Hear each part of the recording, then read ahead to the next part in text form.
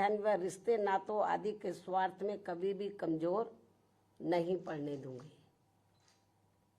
वैसे भी मेरे भाई बहन व अन्य रिश्ते नाते आदि मेरे लिए केवल बहुजन समाज का ही एक अंग है, उसके सिवाय कुछ भी नहीं है। इसके अलावा पार्टी व मूवमेंट के हित में बहुजन समाज के जो भी लोग अपनी पूरी ईमानदारी व निष्ठा से कार्य करते हैं तो उन्हें पार्टी में जरूर आगे बढ़ने का मौका दिया जाएगा और इस मामले में मेरे रिश्ते नाते आदि भी आड़े नहीं आएंगे।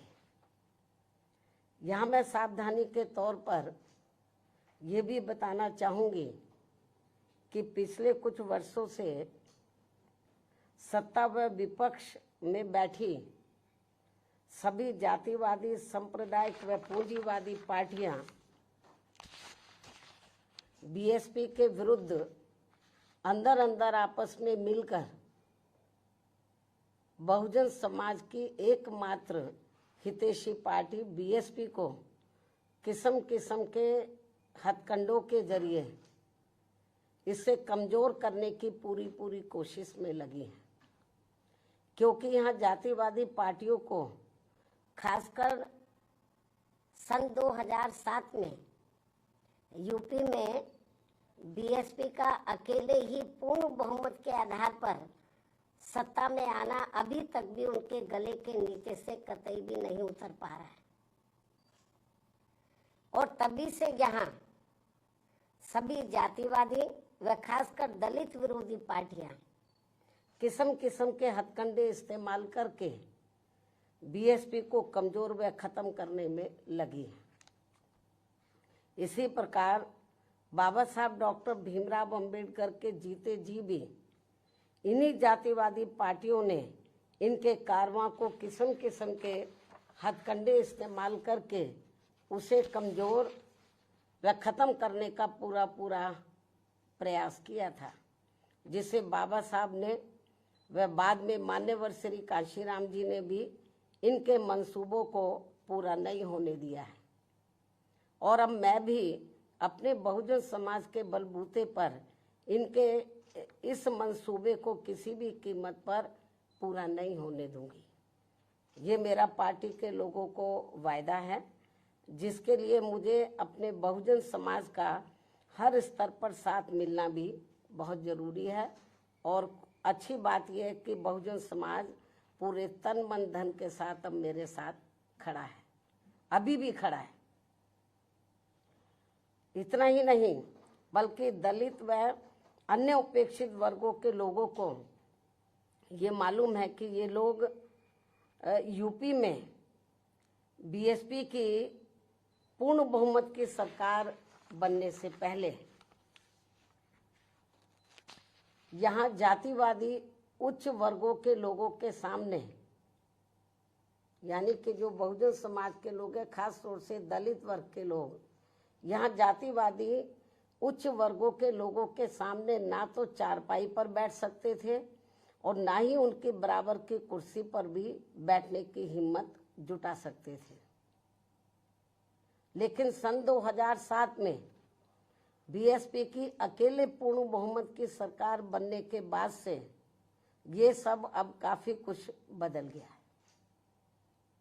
अब ये लोग उनके बराबर में चारपाई व कुर्सी आदि पर भी पूरे सम्मान के साथ बैठ सकते हैं। ये जो बहुजन समाज के लोग हैं, यही है वास्तव में यहाँ सही सामाजिक परिवर्तन। यही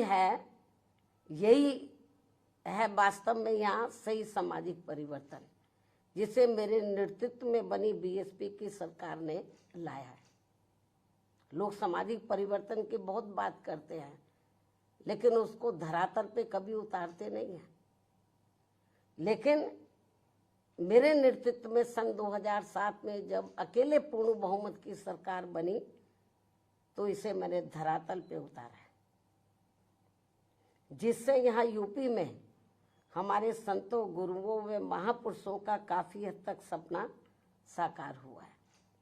जिसकी वास्तव में पूरी देन मान्यवर श्री कांशीराम जी की है। और ये सब यहाँ समाज में परिवर्तन लाने के मामले में इतिहास के पन्नों में जरूर लिखा जाएगा। इसके साथ ही बीएसपी की सरकार ने ही यहाँ यूपी में इन वर्गों के लोगों को, यानी कि बहुजन समाज के लोगों को काफी हद तक अपने पैरों पर खड़ा किया है। अपने संतों, गुरुओं व महापुरुषों को भी विभिन्न स्तर पर पूरा आदर सम्मान दिया गया है, जिसे लोग कभी भी नहीं भुला पाएंगे। लेकिन ये सब यहाँ सभी जातिवादी पार्टियों के गले के नीचे से अभी तक भी नहीं उतर पा रहा है। इसलिए अब वे इन वर्गों में से स्वार्थी किस्म के लोगों को आगे करके उनके जरिए विभिन्न नाम पर अनेकों छोटे छोटे संगठन व पार्टियां आदि बनवा के बीएसपी की इस ताकत को बांटकर इसे कमजोर करने में लगे, जिनसे बहुजन समाज के लोग जरूर सचेत रहे। यही समय की मांग है और यही पार्टी व मूवमेंट के हित में इनका सही कदम भी होगा, यदि हमारे लोग सचेत रहते हैं। इसके अलावा यहाँ मैं ये भी कहना चाहूँगी कि देश के प्रधानमंत्री बीच में अपनी खुद की गरीबी का तो जरूर उल्लेख करते रहते हैं, लेकिन इन्होंने दलित व अन्य उपेक्षित वर्गों के लोगों की तरह यहाँ कभी भी कोई जातीय भेदभाव नहीं झेला है, जो ये सब हमारे संतों, गुरुओं व महापुरुषों ने समय समय पर झेला है, जिसे अभी भी इनके अनुयायी काफी हद तक झेल रहे हैं। इसलिए पार्टी के मिशनरी व परिपक्व लोगों से आज मेरी ये भी पुरजोर अपील है कि वे ये सभी जरूरी बातें अपने बच्चों व खासकर युवा पीढ़ी को जरूर हमेशा बताते रहें, जिनको तैयार करने की भी वास्तव में सही जिम्मेवारी इन्हीं लोगों की ही है। इस उम्मीद के साथ ही अब मैं पुनः होली आदि के त्योहारों के बीच में इस बार मान्यवर श्री कांशीराम जी की जयंती बड़े जोश व उत्साह के साथ मनाकर इनके अनुयायियों ने जो उनको अपना पूरा आदर सम्मान दिया है तथा मेरे साथ साथ इनके करोड़ों अनुयायियों का भी काफ़ी हौसला बढ़ाया है, उन सभी का हार्दिक दिल से आभार प्रकट करते हुए अब मैं अंत में यही कहना चाहूँगी कि इस समय संसद सत्र चल रहा है, यह आप लोगों को मालूम है, जिसमें देश में आम जनहित के मुद्दों पर कम बल्कि अपने अपने स्वार्थ में राजनीति करने पर ज़्यादा जोर दिया जा रहा है, जो ये अति चिंता की बात है। साथ ही पिछले कुछ समय से वक्फ बोर्ड पर भी सत्ता व विपक्ष द्वारा जो राजनीति की जा रही है, तो ये भी अति चिंता की बात है। और यदि ये मामला समय रहते आम सहमति से सुलझा लिया जाता तो ये ज़्यादा बेहतर होता। केंद्र सरकार इस मामले में जरूर पुनर्विचार करे, सोच विचार करे, ये भी हमारी पार्टी की केंद्र सरकार से पुरजोर अपील है। इस उम्मीद के साथ ही अब मैं अपनी बात यहीं समाप्त करती हूँ। धन्यवाद। जय भीम व जय भारत।